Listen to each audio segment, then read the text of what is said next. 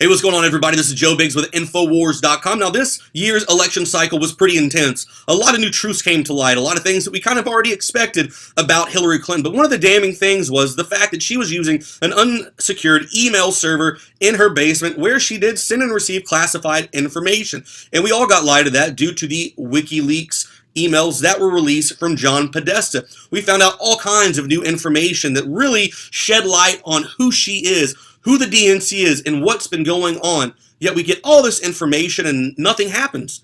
The FBI Director James Comey comes out and lays out every possible reason why Hillary Clinton should be prosecuted, and yet nothing happens. There is evidence that they were extremely careless in their handling of very sensitive, highly classified information.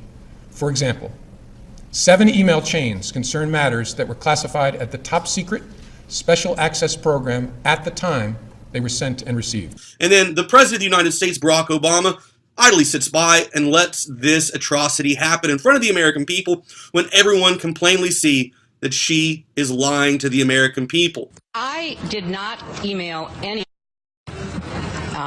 classified material to anyone on my email. There is no classified materials. I am confident that I never sent nor received any information that was classified at the time. I had not sent classified material nor received anything marked classified. But one thing did happen in all of this. If you ever went to a Trump rally, there was one famous slogan that was chanted all the time, and that's something that hopefully will happen to her.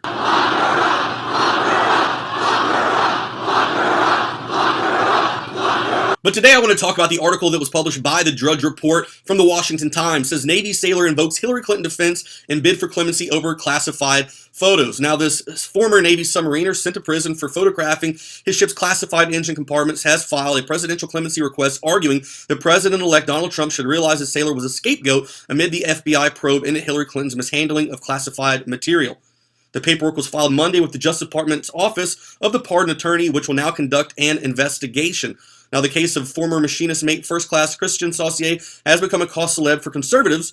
They watched the young sailor go to prison for carelessness with classified information, while Mrs. Clinton avoided any punishment whatsoever from the Obama administration, from the director of the FBI, and from the Attorney General Loretta Lynch. This shows you the political privilege that we've had in our government for quite some time, that a former First Lady, that a Secretary of State, someone who knows better, someone who's been in the government for this long, does know what that C means, does know what classified is, and she sent and received those things on an unsecured email server. Meanwhile, this young submariner, this guy who was working on the USS Alexandria, took his cell phone out, took some pictures of his work place where he was at on this nuclear submarine, and they stayed on his phone.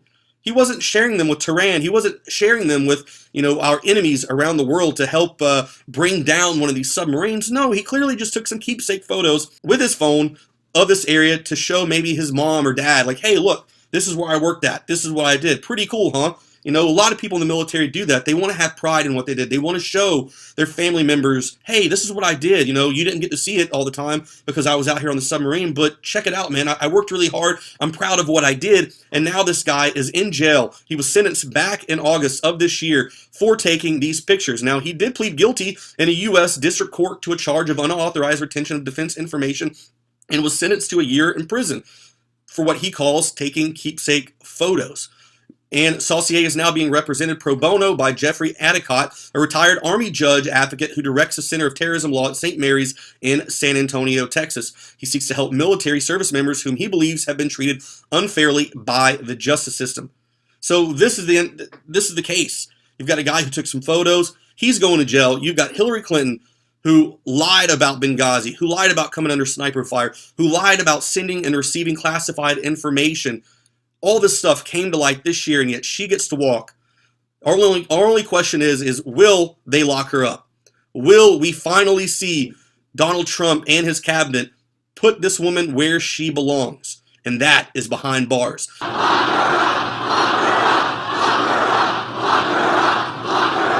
This has been Joe Biggs with Infowars.com.